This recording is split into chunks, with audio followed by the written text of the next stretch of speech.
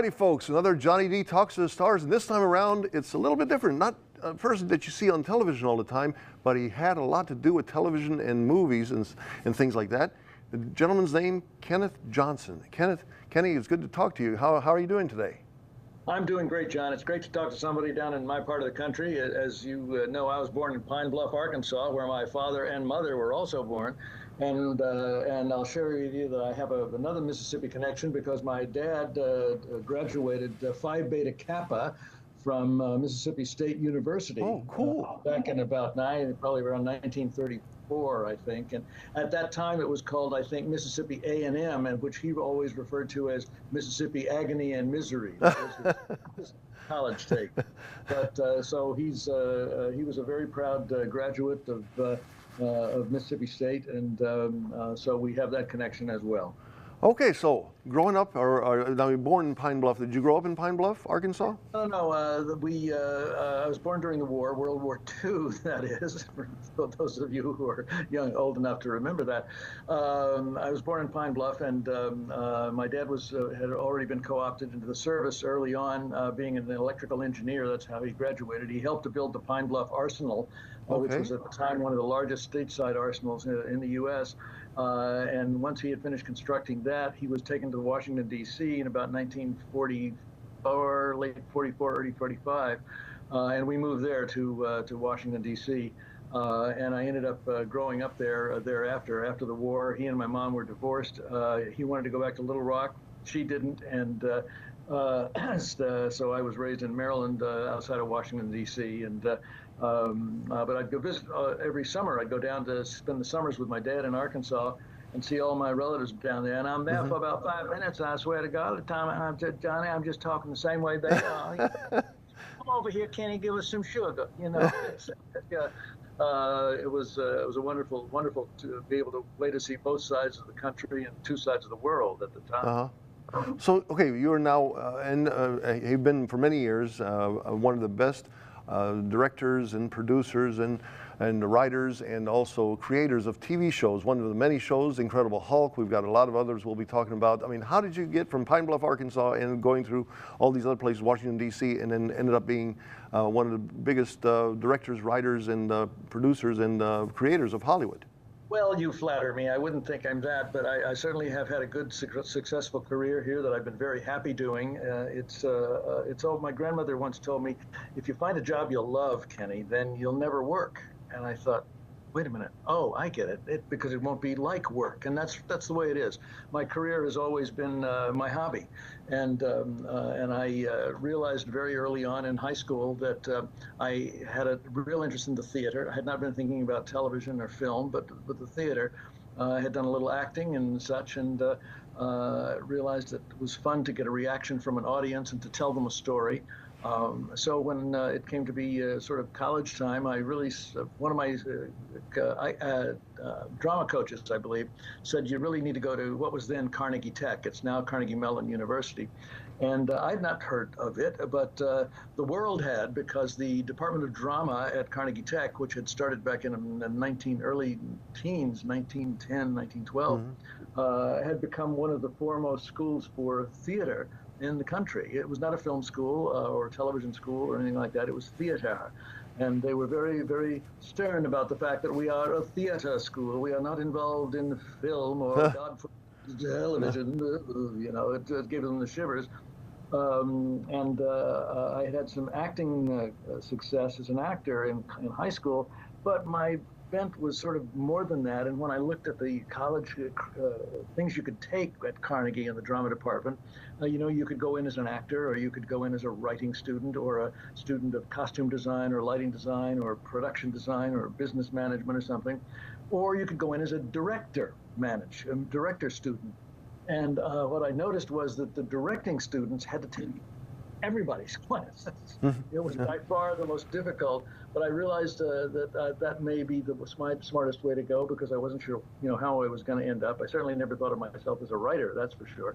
But so I went into the directing option and graduated 4 years later as a directing student, and And in the meantime, and it was theater, it was all theater. Hmm. We were taught how to, you had to go on stage, you had to act with the actors too, so that all the directing students really had to get an understanding of how actors worked and how they thought and how they created a character. And the whole methods of Stanislavski in creating a character was all just poured into us as directors.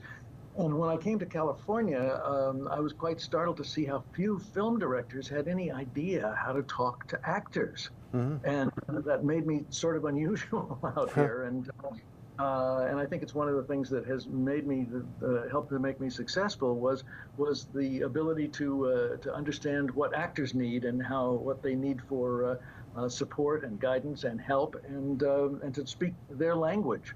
It was a terrific education from that standpoint, and from a films making standpoint.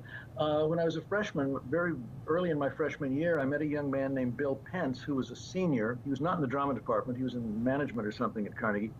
But he ran a film society in the college, where every week we would screen a classic movie. Hmm. The other one was non-English, and so I'd been a movie fan, John, for since I was a kid, of course. But what Bill introduced me to was the art of cinema Uh-huh. and what made movies great and why they would last forever if they were cared for.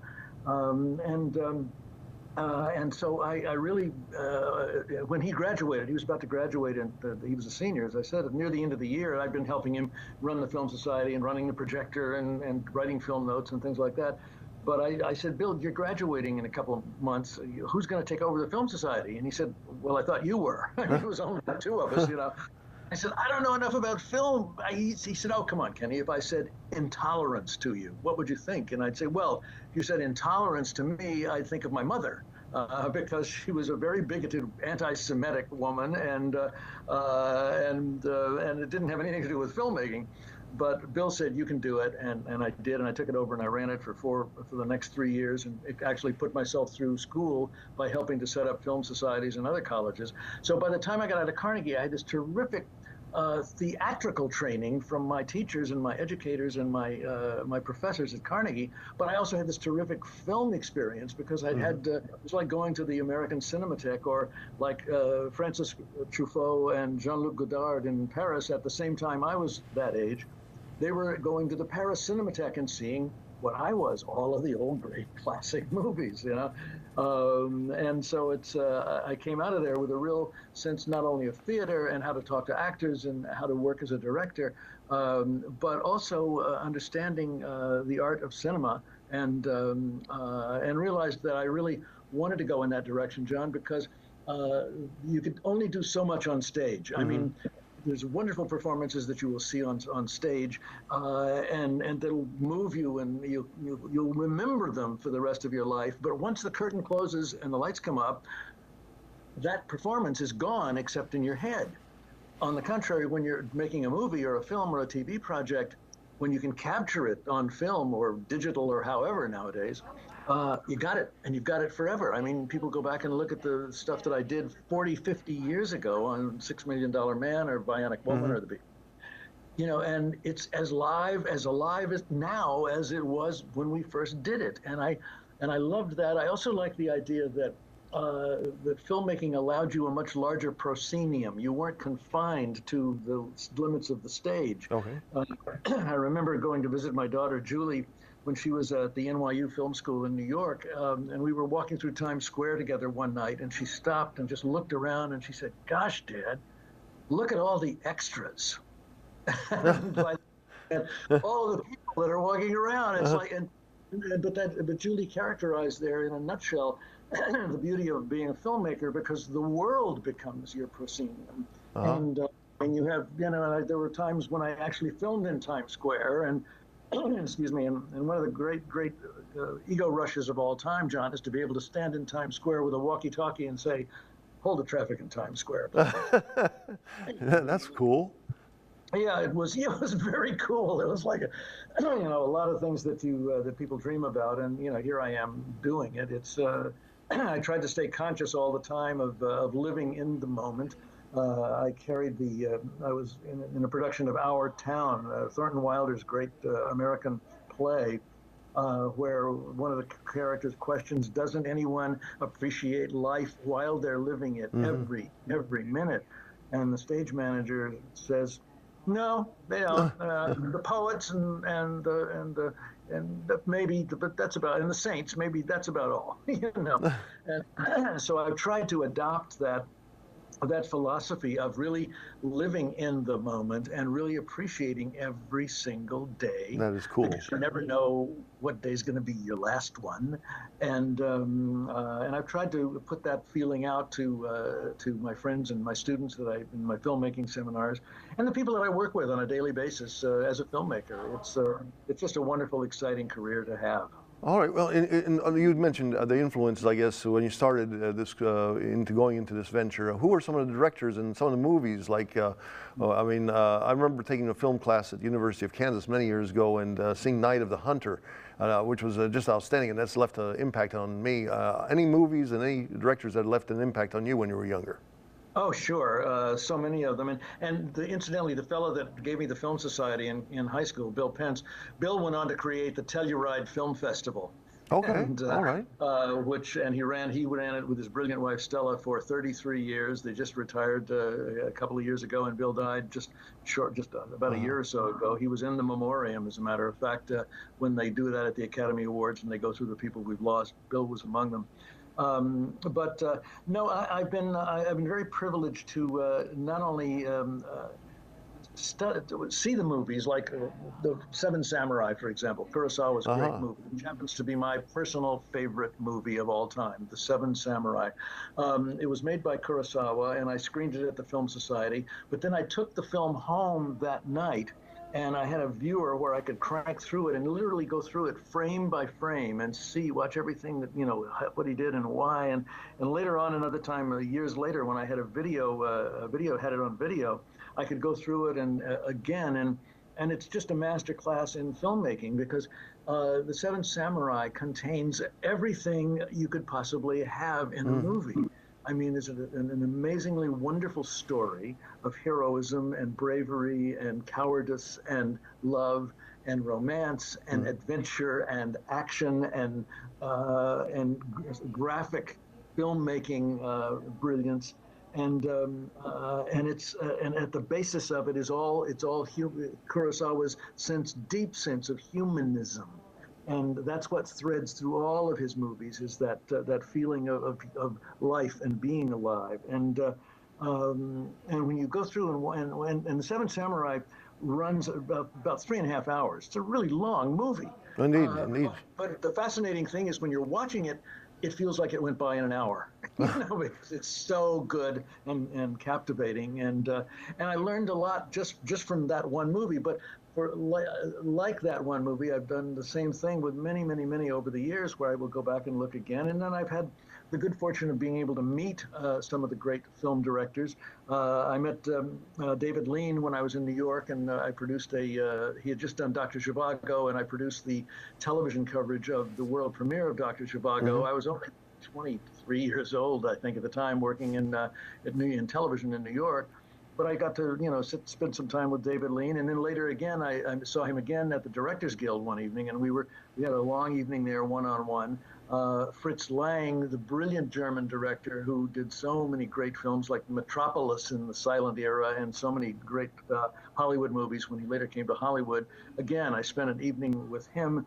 And I got to know Robert Wise pretty well. Okay. Yes, indeed. So many terrific movies. He visited when I was executive producer of the Mike Douglas Show, which was a big daytime talk show in the 60s and into the 70s. I became the executive producer of the Mike Douglas Show when I was 25 years old, I think. Yeah. And it was the only daytime talk show where, Oprah Winfrey had a huge audience. Our audience on the Douglas Show was 10 times the size. My goodness, yeah, back in those days. Oh yeah, it was 90 million people a week were looking at our show. And when you were on that show like that, everybody in the world came through and I got to meet so many other people. I mean, every famous person who had something to sell one way or the other was coming through the Douglas show. Hmm. So it was it was a remarkable experience of, one day you're sitting with Robert Kennedy, and the next day you're sitting with George C. Scott, Wow. and the next day you're standing beside a piano while Judy Garland is rehearsing Over the Rainbow. And so it was an amazing lot of stuff that you got every 90 minutes a day, 6 times a week. Yeah. I mean, I had fallen into it because I was seduced into it by the young guy that was executive producer at the time, named Roger Ailes. uh-huh. The same. He was not the guy that we knew later on at Fox News and all of that. He was back then just a scrappy young guy, about 2 or 3 years older than me, and really smart and really funny. Uh-huh. And I had been successful in New York, and he asked me to come and be a producer on the Douglas show. And I said, no, I want to go to Hollywood. I want to make films. I want to tell a story on films. I'm a film director. And he said, well, I'll let you do a lot of film. And Roger could be very seductive, and not always in the best way, as we discovered later on. I went with him and said, okay, I'll be one of the producers for you on the Douglas show. And That is cool. In 1968, Roger left to the Douglas show to produce Nixon, and told Westinghouse that I should take over the show. And there I was. I said literally 25 years old, actually. Uh-huh. And running the top. Somebody pointed out to me that I was the youngest executive producer showrunner in the industry at that point. And I was just doing my stuff and having fun. But after I said, okay, one season only, and then I'm going to California, which is what I did. And then I came to California and sort of had to start over again, because I got out here and I said, okay, here I am ready to make movies. And they said, no, you're a talk show producer. And it was like, oh my God. Oh my God. You get tech fast so fast. But one of my classmates from Carnegie, Steve Bochco, was already out here. Yes. Well, at the time he was out here, he was just a fledgling writer, had just gotten his foot in the door as a staff writer at Universal Studios, and I was sleeping on his couch, actually, and he said, Kenny, the easiest way to get in is to write. And then you can, if you're an actor, you can do bit parts, John, and work your way up. Like Dustin Hoffman and Steve McQueen and Gary Cooper and all of those guys. They started doing little tiny parts, and then suddenly, holy cow, we got Gary Cooper here, and he became a star. But if you're an actor, you can do that. If you're a writer, you can write on spec, for nothing, and hope you can sell it to somebody. And if they like it enough, maybe they'll let you direct it. And I said, but Steve, I'm not a writer. I never have been. I don't know. That's the one aspect of our film and television industry that I didn't think could ever be successful in, because I found writing very, very difficult. Directing was great because you're surrounded by people, you're in the middle of it, you've got a script that you're working from, and your job as a director is just to bring out every aspect you can of that script and do the best you can with it.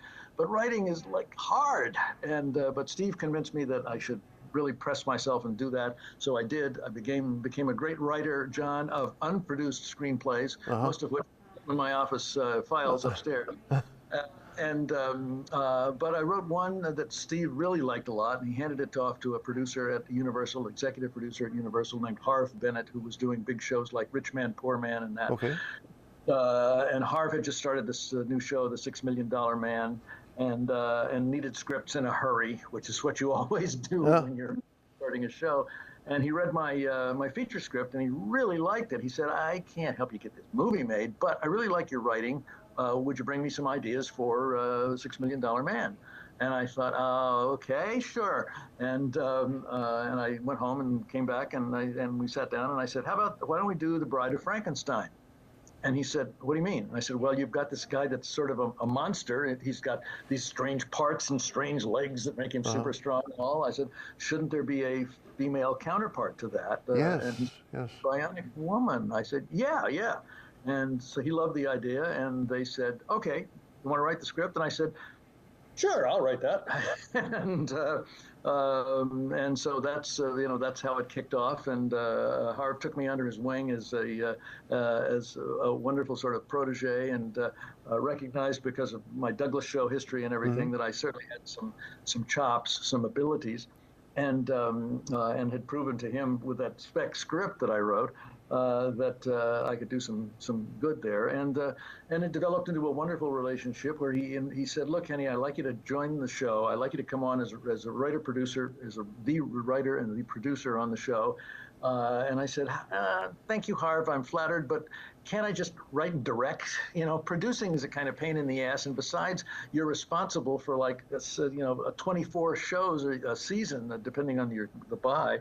And you don't have much time to direct when you're trying to run all in. He said, "No, but the good news, Kenny, is that the producer of the show gets to hire the director and hire the writer." And I said, "Okay, I can see the value in taking that job." And that's what I did, John, and proceeded to hire myself to write, and a lot of my friends to do the same thing. It's nice when you get your foot in the door somewhere, and you can bring along with you the people that you know can do it and that are talented but haven't had a break yet. I mean, that transition, you know, from the $60 million man to the Bionic Woman, and I remember that premiere of that series where she is introduced basically by Mr. Goldman, I believe, and she's like a tennis player, and so you came up with all that. I mean, you basically made her a tennis player and former tennis star like that. Right, all of that stuff, and I did it very fast because when working in television, you have to work really fast. Sure. The good news in television is that the stuff you're writing generally will get produced. The bad news is you don't have enough time to do it, and to do it well. And P.S. you've got 10 or 20 more episodes after that you've got to get done. So it's an enormously daunting challenge, but.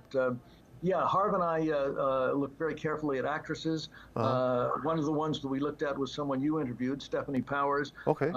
She had been a candidate for playing the role of Jamie, and Sally Field had also been up for it at the time. She had just done the Girl with Something Extra or the Flying Nun or something. But when we saw Lindsay, she was in a show that my dear friend Steve Cannell had just done a pilot.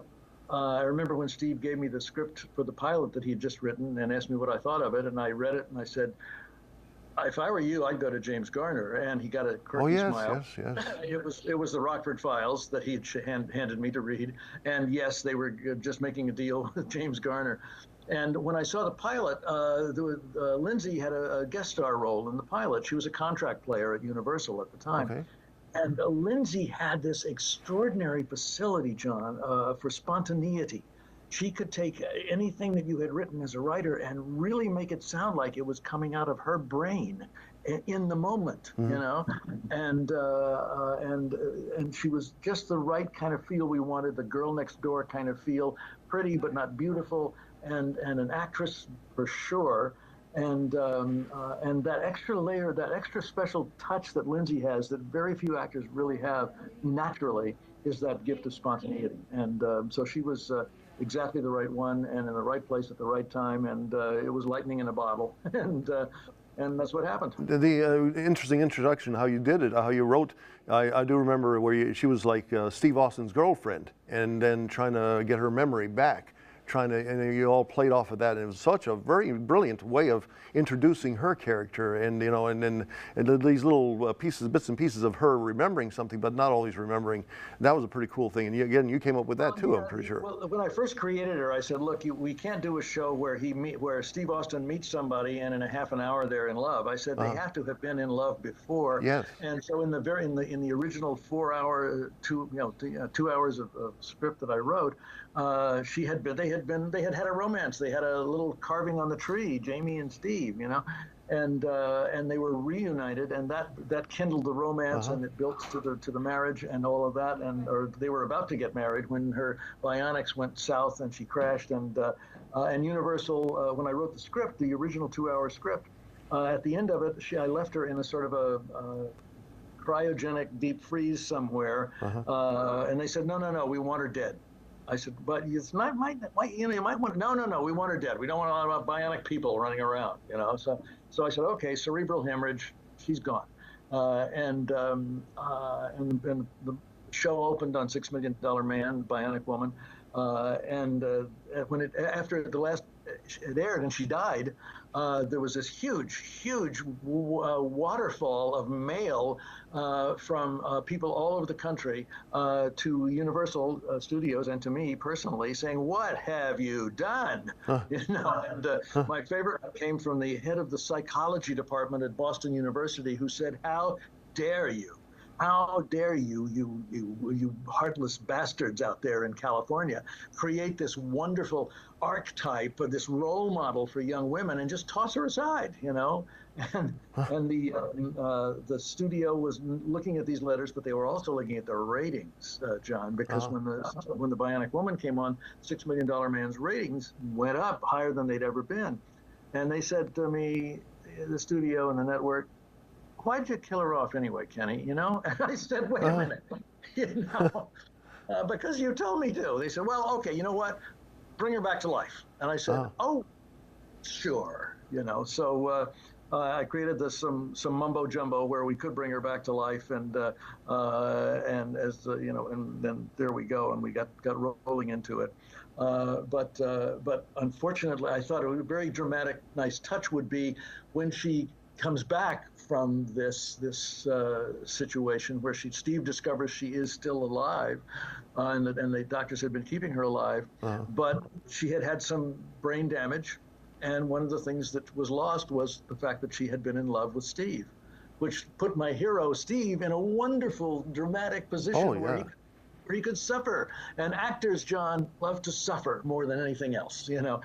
And so that's what became the driving force and allowed us to have two separate series. But there was still this romantic link where she really sort of still liked him, but Steve was just agonizing, you know, because she didn't remember. And it was a wonderful dramatic tool, and the audiences loved it. And both shows went into the top 10. There was one point where, and you know, by the way, as soon as the return of the Bionic Woman came along and the rockets, it took $6 Million Man into the top 10 for the first time.